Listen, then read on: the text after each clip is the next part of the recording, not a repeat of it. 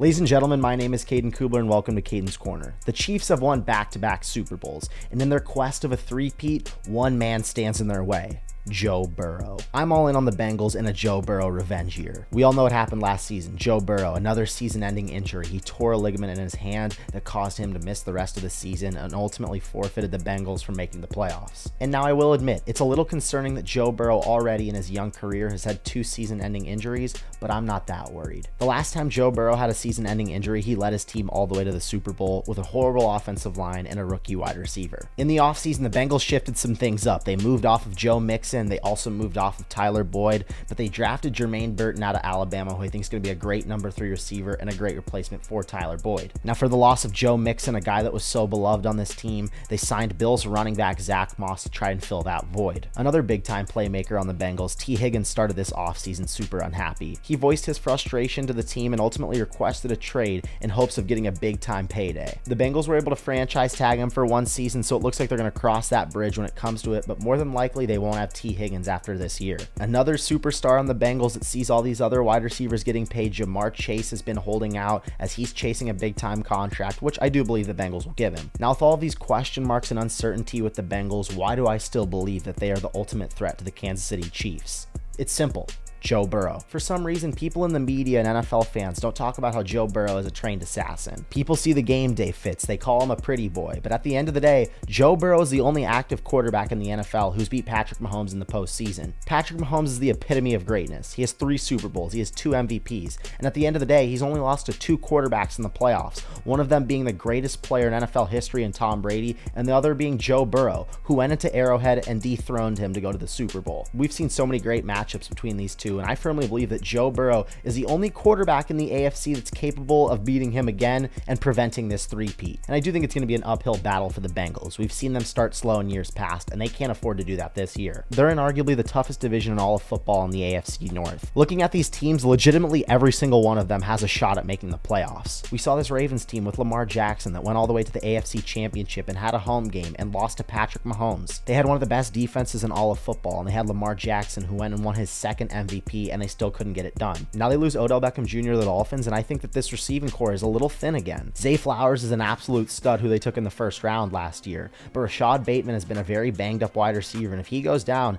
you're looking at about Zay Flowers and Mark Andrews to make up this receiving core. And then I'm not sold on the Browns still. I understand they have a great defense. I understand they have a great offensive line. They have Amari Cooper. They have Nick Chubb, who's going to return from this injury. But we saw when Deshaun Watson went down how they did good with Joe Flacco, but I just still think that they're a piece away from being a Super Bowl contender. And I also don't think that Deshaun Watson is about to come into this offense and propel them to that level. Although the Browns have owned Burrow in his Bengals career, I'm not worried about them overthrowing him. And then you look at the Steelers. They've never had a losing season under Mike Tomlin, and I think this is going to be a tough year for them. I understand they have a great defense. They still have George Pickens. They buffed up that quarterback room, getting Justin Fields and Russell Wilson, but I don't think the Steelers are better than any 3 of these teams in the division. And outside of the AFC North, the AFC in general is an absolute gauntlet. The NFL somehow let Mahomes get weapons in a season that was supposed to be a down year for them offensively, where they ended up winning the Super Bowl. Rodgers is finally healthy, and this Jets team is looking to put it all together this year. Justin Herbert finally has a competent head coach in Jim Harbaugh, who I think is going to take him to new levels and new heights. What's in store for this Texans squad in year 2? CJ Stroud absolutely lit the NFL on fire last season in his rookie campaign,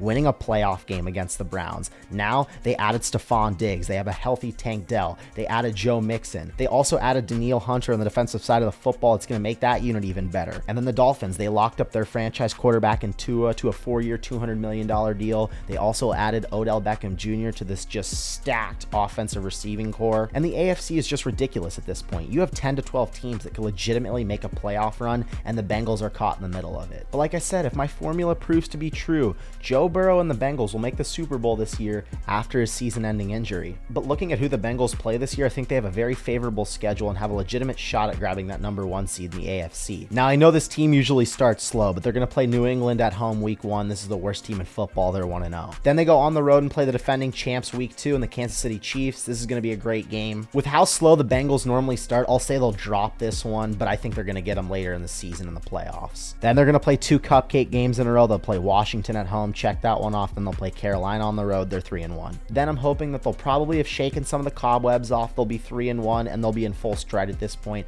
when they play Baltimore at home in week 5. There's going to be a big time revenge game. They played Baltimore last year when Burrow had that ligament injury. I think they beat Baltimore, going on to 4-1. They then play New York week 6 on the road, another easy opponent. That's 6-1. Then they go on the road at Cleveland. I think they'll split this series, so I'll give them the loss right now at 6-2. I think they'll bounce back against a Philadelphia Eagles team at home that's had a really rough defense, especially in the secondary. I think Joe Burrow goes off this game. At this point, they're 6-2. They'll play a Las Vegas team at home that I think has a good defense, but the Bengals will take care of this one as well. They're 7-2. I also think they'll split this season series against the Ravens, so I'll have them at 7-3 right now before they play the Chargers on the road. This will be their final game until they go into their bye week. I expect them to beat the Chargers, moving on to 8-3 before they have this much needed rest midway through the year. At this point, I think they'll be in a head-to-head battle against Kansas City to grab this #1 overall seed. They'll play Pittsburgh at home. I expect them to win this game. I think they'll sweep the Steelers this year. Then they'll play a big-time game against Dallas on the road. They'll be 9-3. It'll be a primetime Monday night game in Jerry's World, but give me the Bengals to pull this one out. They're 10-3. As I said earlier, they'll split with Cleveland. I have them 11-3 after this one. Then they play Denver, and then they play Pittsburgh. I think you're looking at a 14-3 Bengals squad this year. Outside of playing the Chiefs, Eagles, and Cowboys, every other game on their schedule should be an easy win. Maybe you disagree with me on a few of the games here, and I'm a little high on the Bengals, but I think their floor this year is an 11-6 ball club. I really do believe that Joe Burrow is an underrated killer. I think when we saw this Bengals team start slow last year, they hit a part where they won about 4 straight games. They went into San Francisco and just dog walked the 49ers. This Bengals team can compete with anybody in the NFL, and if there's one person they have to chase, it's Patrick Mahomes, and Joe Burrow knows how to beat him better than anybody else. People will really sit here and tell you that Joe Burrow fell off because of his injury. I can name one quarterback in the NFL that I'd rather have over him, and that man is number 15 for the Chiefs. Besides that, give me Burrow over Josh Allen. Give me him over Lamar Jackson. Give me him over Justin Herbert. I'm taking him over every other quarterback in the NFL. This Bengals offense is going to be firing on all cylinders. This is a Joe Burrow revenge year. This is a T. Higgins contract year. Jamar Chase is about to get a big-time bag. The Big Three is back in Cincy, and they're going to make a lot of noise in the AFC. People in the media seem to be talking about every other team in the AFC. The flashy Chiefs with Mahomes and Travis Kelce and all of his new weapons. Aaron Rodgers finally back. How is he going to look? Justin Herbert finally got a good coach. I get all of that, but at the end of the day, nobody should be sleeping on Joe Burrow in the AFC right now. I think that Joe Burrow wins the MVP this year, and the Bengals win the Super Bowl, and it's going to be poetic justice that he's going to win the Super Bowl in New Orleans, where he won the college football national championship just a few years ago. I'm Caden Kubler, and that's my take.